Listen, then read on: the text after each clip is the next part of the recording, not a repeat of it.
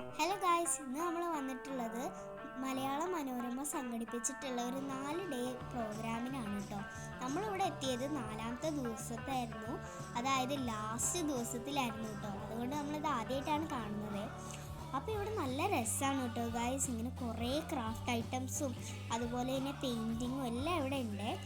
കുറേ തുന്നലുകളും അതുപോലത്തെ തുന്നിക്കൊണ്ടുണ്ടാക്കിയ സാധനങ്ങളൊക്കെ ഇവിടെ ഉണ്ട്. പിന്നെ പഴയ ഓർമ്മയ്ക്കായിട്ട് പഴയ മനോരമയുടെ കാര്യങ്ങളും പഴയ മനോരമ ന്യൂസുകളും അതുപോലെ കുറേ സാധനങ്ങളൊക്കെ അവിടെ വെച്ചിട്ടുണ്ടായിരുന്നു കേട്ടോ.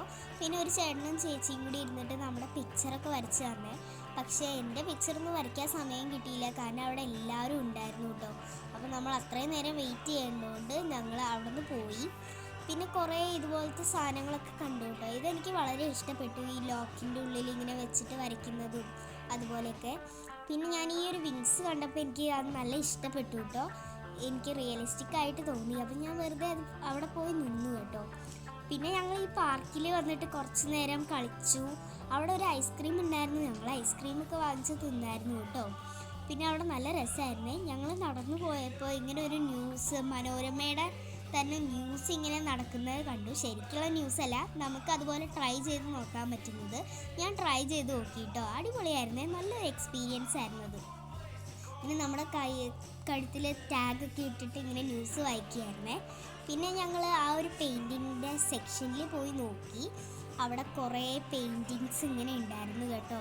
കുറേ പ്ലേറ്റിൽ കുറേ ആൾക്കാർ വരച്ചിട്ടുള്ള പെയിൻറ്റിങ്സ് ആയിരുന്നു. എനിക്ക് വളരെ ഇഷ്ടപ്പെട്ടു. ഞാനിങ്ങനെ ഒന്ന് നോക്കി, പക്ഷേ എനിക്ക് തോന്നി അത് ഇത്തിരി ഹാർഡായിരിക്കും, എനിക്ക് പറ്റില്ല എന്ന്. അപ്പം ഞാൻ അതൊക്കെ കണ്ടിങ്ങനെ നിന്നു കേട്ടോ.